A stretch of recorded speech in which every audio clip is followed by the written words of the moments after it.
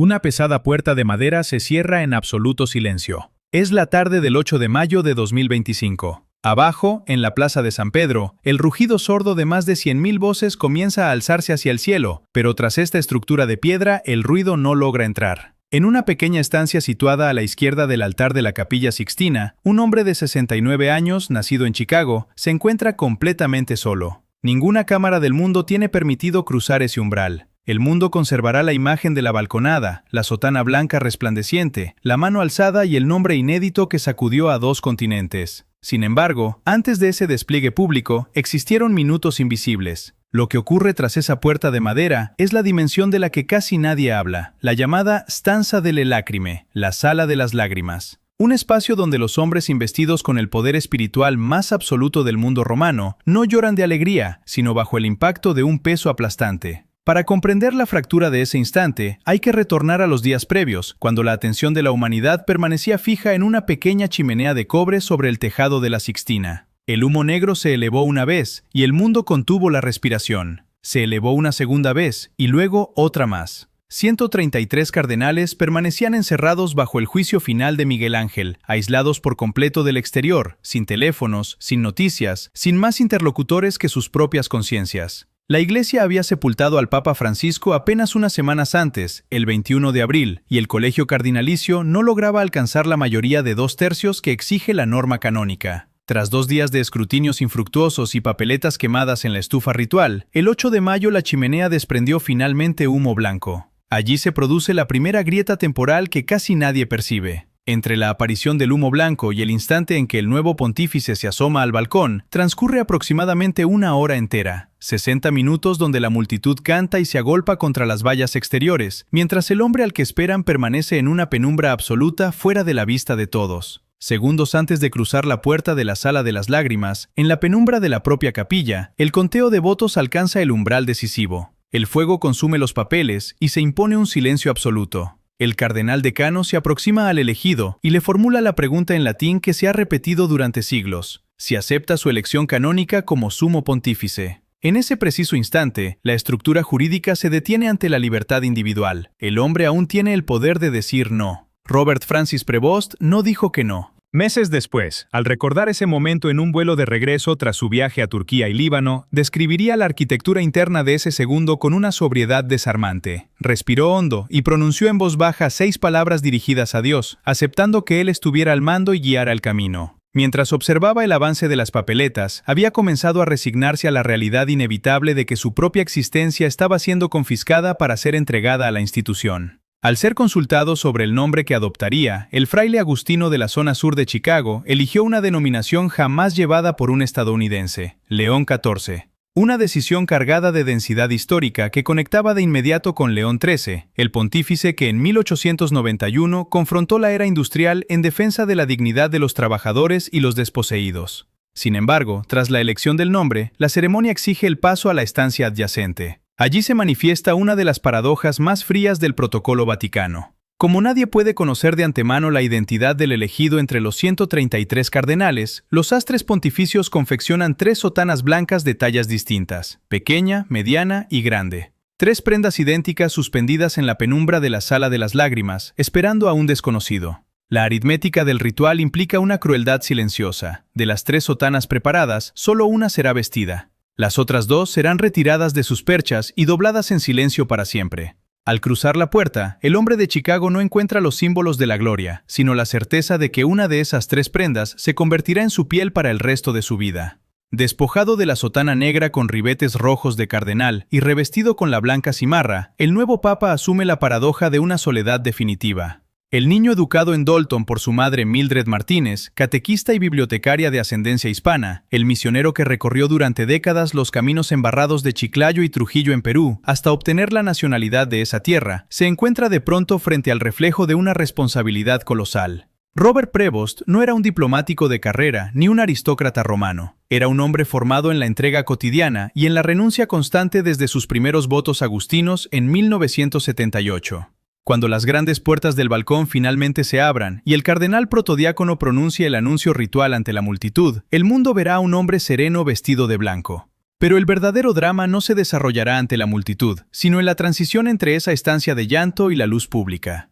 ¿Cómo se sostiene la psique humana cuando la soledad absoluta de una habitación cerrada debe convertirse, en cuestión de segundos, en una figura pública sobre la que recae el peso de más de 1.000 millones de almas? Cuando la pesada puerta de madera se abre hacia el interior de la capilla y el nuevo pontífice da el primer paso para salir de la sala de las lágrimas, el aire cambia de inmediato. La soledad absoluta del recinto de penumbra concluye de golpe para ser reemplazada por el engranaje implacable de una institución milenaria. Delante de él no hay aún una multitud enfebrecida, sino el círculo cerrado de los 133 cardenales que minutos antes eran sus iguales, sus compañeros de votación y sus hermanos de fraternidad. Ahora, la dinámica de la jerarquía se reconfigura en un instante. Uno a uno, los príncipes de la iglesia se aproximan en fila, guardando un reverente silencio, para inclinarse ante la figura revestida de blanco. El hombre que acaba de dejar atrás las 3 sotanas y la incertidumbre se convierte en el centro gravitacional de un sistema rígido donde cada gesto está severamente codificado. En ese umbral preciso se produce la verdadera fractura entre la superficie pública del protocolo y la densidad de la trayectoria individual. El colegio cardinalicio observa la figura serena de León XIV, pero la realidad del hombre que ocupa esa vestidura se ha forjado lejos de las dinámicas del Vaticano. La estructura que lo rodea está acostumbrada a la alta diplomacia y a los corredores del poder romano, mientras que la memoria biográfica de Robert Francis Prevost está anclada en coordenadas radicalmente distintas. 50 años de vida religiosa no se borran al cruzar una puerta. La mente del nuevo papa lleva consigo los detalles cotidianos de la periferia, el dialecto de las parroquias andinas, el polvo de los caminos de Chiclayo y Trujillo, el rostro de las familias que llamaban a la puerta de la diócesis en busca de pan o justicia, y la enseñanza austera de su madre Mildred en el barrio trabajador de Dalton, en el sur de Chicago. Para el aparato institucional, la elección de un pontífice representa la continuidad de la estructura, la firmeza del dogma y la gestión de la administración centralizada. Sin embargo, para el fraile agustino investido con la sotana blanca, el contraste entre la magnificencia de los muros de la Sixtina y la crudeza del mundo exterior genera una tensión sofocante. Las paredes adornadas por los frescos de Miguel Ángel encierran siglos de historia oficial, pero la mirada del hombre de Chicago no puede separarse de la premisa espiritual que ha gobernado toda su vida adulta. Esa entrega incondicional, practicada desde 1978, donde la propia voluntad se deposita por completo en manos de Dios para permitir que Él señale el rumbo. La incomprensión de esta lógica por parte del entorno circundante se hace evidente en la velocidad con la que el protocolo exige respuestas inmediatas. El sistema demanda una figura de poder, un estratega capaz de gobernar el dicasterio de los obispos y la maquinaria de la curia. No obstante, las 6 palabras pronunciadas en la intimidad de su conciencia, aquella respiración profunda acompañada del compromiso de dejar que el Señor lleve las riendas, chocan directamente con las expectativas de quienes buscan en el Vaticano una mera jefatura de Estado. El nombre elegido, León XIV, actúa como el primer disparo conceptual lanzado hacia el corazón de la burocracia pontificia. Al resucitar el legado de León XIII tras más de un siglo de letargo, el nuevo papa no elige una denominación neutral ni de compromiso. Fija una postura inequívoca en favor de la dignidad de los trabajadores, los marginados, y una iglesia dispuesta a situarse en medio de las tempestades de su época. Los asistentes y maestros de ceremonias que observan el ajuste de la cruz pectoral sobre su pecho ven a un pontífice listo para el balcón. Pero bajo esa superficie serena se oculta el choque directo entre el protocolo que busca contener al hombre y la realidad de una misión que exige romper la distancia con el sufrimiento humano. Al dar los últimos pasos hacia la logia central de San Pedro, la figura de León XIV lleva consigo el peso acumulado de 40 años de obediencia silenciosa y la certeza de que, a partir de ese segundo, la privacidad ha quedado abolida para siempre. Las grandes cortinas del balcón central se agitan ligeramente antes de abrirse del todo. Afuera, la masa humana contenida tras las vallas de la plaza de San Pedro ruge al ver aparecer al cardenal protodiácono. El anuncio retumba en el aire de Roma con la fórmula milenaria, Habemus Papam. Pero dentro de la maquinaria institucional de la curia, la revelación del nombre de León XIV provoca un impacto que trasciende la simple ovación de la multitud.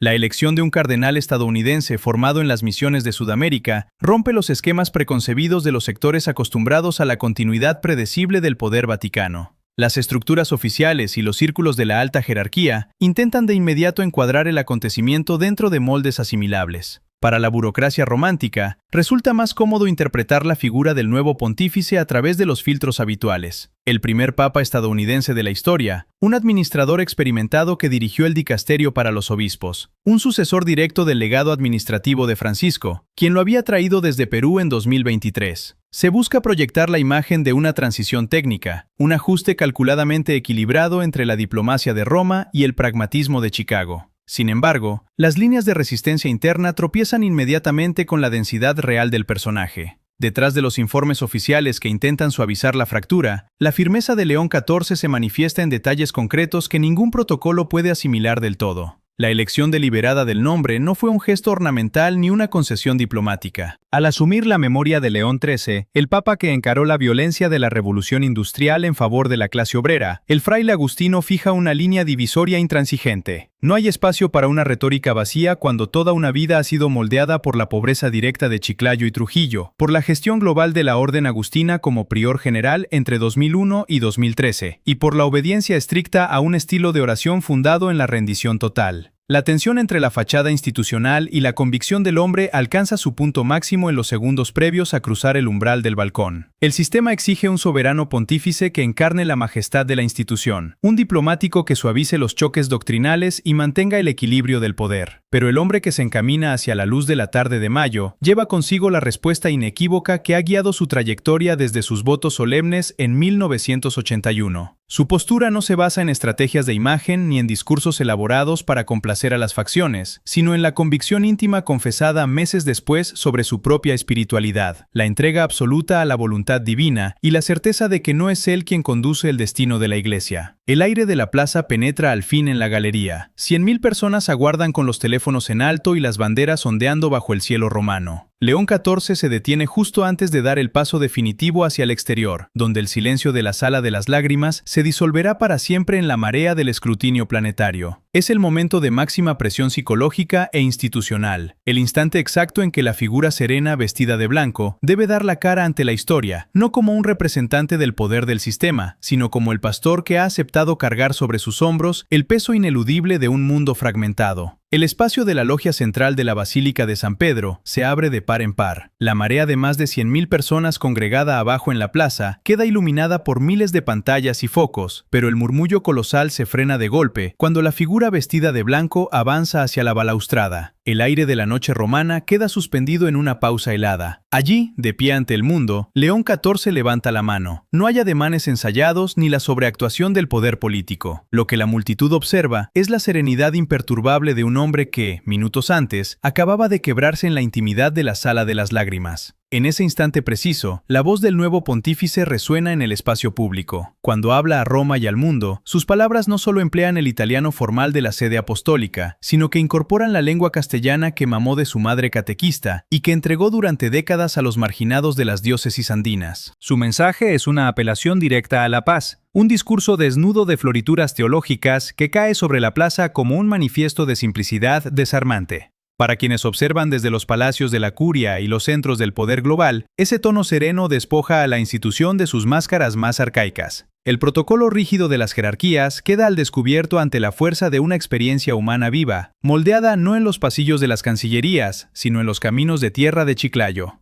El contraste resulta demoledor. El sistema esperaba un representante distante de la burocracia vaticana, una figura de compromiso atrapada en la inercia del aparato administrativo. En su lugar, el hombre que alza la mano sobre la muchedumbre encarna la síntesis violenta de una vida entregada a la renuncia. El niño de Dalton que aprendió a rezar en un hogar humilde de la clase trabajadora. El religioso agustino que en 1978 eligió el camino del servicio. El obispo misionero que adoptó como propia la nacionalidad de los desposeídos a los que servía.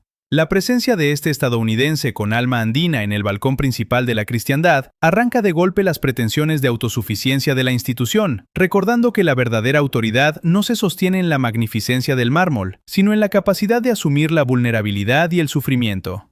El silencio de la plaza ante su bendición revela la magnitud de la transformación que acaba de consumarse. La muchedumbre no contempla a un soberano triunfante, sino a un pastor cuyo rostro conserva la sombra de la soledad recién vivida tras la puerta de madera. En esa mirada tranquila se adivina la respuesta al misterio de la hora perdida, la certeza de que el manto blanco que ahora cubre sus hombros no es un ornamento de gloria, sino la piel de una vida confiscada para siempre. Las reglas del juego institucional han cambiado de manera irreversible. Al presentarse ante la humanidad desde la autenticidad de un murmullo entregado a Dios en la penumbra, León XIV expone la falla fundamental de las estructuras que buscan aislarse del dolor humano. El sistema vaticano, con toda su solemnidad y sus siglos de protocolo, se ve obligado a contemplar la victoria de la fe desnuda sobre la fachada oficial. El murmullo masivo de la Plaza de San Pedro comienza a disiparse gradualmente a medida que la multitud se dispersa bajo la noche de Roma. Las luces del balcón se apagan, las grandes puertas de madera se cierran de nuevo y el silencio regresa a los pasillos de mármol del Vaticano. Sin embargo, la resonancia de lo ocurrido esa noche del 8 de mayo de 2025 se extiende de inmediato con una fuerza irreversible por todas las arterias del sistema institucional y por la conciencia de la comunidad global. El impacto de saber que un fraile agustino de Chicago, formado en la austeridad misionera de Sudamérica, ocupa ahora la cátedra de Pedro, transforma de manera definitiva la percepción de la autoridad pontificia. Las consecuencias de esa hora a puerta cerrada no tardan en manifestarse en el nivel más concreto y cotidiano. En los pasillos de la curia y en la sede del dicasterio para los obispos, donde Robert Prevost había trabajado en la selección de los pastores de la Iglesia Universal, el estilo de gobierno cambia de tono. La memoria de las carreteras embarradas de Chiclayo y Trujillo, de las comunidades olvidadas del Perú, donde el nuevo Papa caminó durante décadas y donde obtuvo la ciudadanía por amor a su gente, deja de ser un antecedente biográfico para convertirse en el eje operativo de su misión. La voz de aquellos que el mundo suele ignorar encuentra una caja de resonancia directa en el corazón de la institución. Para la gente sencilla que conoció al obispo misionero en las parroquias periféricas, la noticia de su elección confirma que el servicio silencioso y la cercanía con el necesitado no eran etapas pasajeras, sino la esencia misma de su vocación. A través de las decisiones iniciales y de las palabras que marcarán sus primeros pasos públicos, León XIV demuestra que la fidelidad a sus orígenes sigue intacta. La impronta de Mildred Martínez, la madre bibliotecaria y catequista que le enseñó a orar en un hogar humilde de Dalton, halla su cumplimiento definitivo en la voz de su hijo, proclamando el Evangelio en la lengua de los pobres. La trayectoria que comenzó con sus votos religiosos en la Orden de San Agustín en 1978 y su ordenación sacerdotal en 1982 no se quiebra al asumir el solio pontificio. Se profundiza bajo el peso de un compromiso que abarca a la totalidad de los creyentes. En la penumbra del Vaticano, la pequeña estancia situada a la izquierda del altar de la Capilla Sixtina vuelve a quedar desierta. Las 3 sotanas de hilo blanco han dejado de colgar juntas. 2 de ellas han sido dobladas y guardadas en silencio, habiendo esperado a un papa que nunca llegó. La tercera se ha convertido en la vestidura cotidiana de un hombre que camina ya bajo la mirada atenta de la historia. Las paredes desnudas de la Sala de las Lágrimas preservan en el anonimato el recuerdo de una rendición absoluta, el instante en que un ser humano común pronunció una plegaria de 6 palabras para entregar el control de su vida a la voluntad divina. Al final, la gran lección institucional y humana que emerge de esa noche no reside en la pompa de las ceremonias ni en el prestigio de un título milenario. La verdadera magnitud del acontecimiento descansa en la certeza de que, cuando un hombre se enfrenta a la soledad de su propia insuficiencia ante una carga desproporcionada, no necesita improvisar una fuerza extraordinaria. Le basta con sostenerse en la fidelidad construida en silencio a lo largo de toda una vida. León XIV salió de la penumbra de la Sala de las Lágrimas no para encarnar un poder terrenal, sino para recordar al mundo que la transformación más profunda de la historia comienza siempre en el espacio invisible de la rendición y de la fe.